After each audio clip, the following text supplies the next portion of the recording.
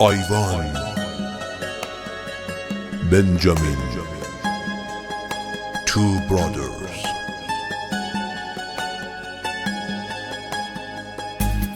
همه چیشو به پام گذاشت، با من که دشمنی نداشت، اما یکی دیگه نذاشت، رفت و منو تنها گذاشت.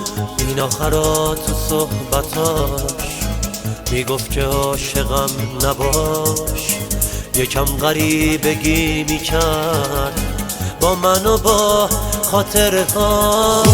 یادمه وقتی که رفت گریه میکرد تو خنده هاش، میخوندم از توی نگاش، میگفت که منتظر نباش. دردم و درمون کن نرو، بغضم و بارون کن نرو، وایسا تا سیر نگات کنم، بردنمو ببین نرو. دردم و درمون کن نرو، بغضم و بارون کن نرو، وایسا تا سیر نگات کنم، بردنمو ببین نرو.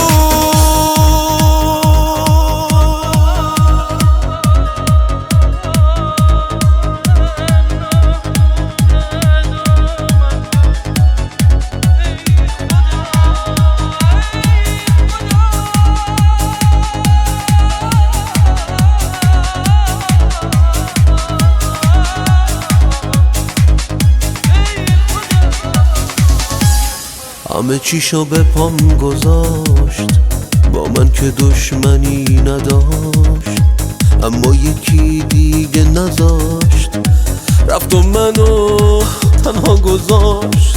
این آخرات صحبتاش میگفت که عاشقم نباش، یکم غریبگی میکرد با من و با خاطرهاش. یادمه وقتی که رفت گریه میکرد تو خنده هاش، میخوندم از توی نگاش، میگفت که منتظر نباش.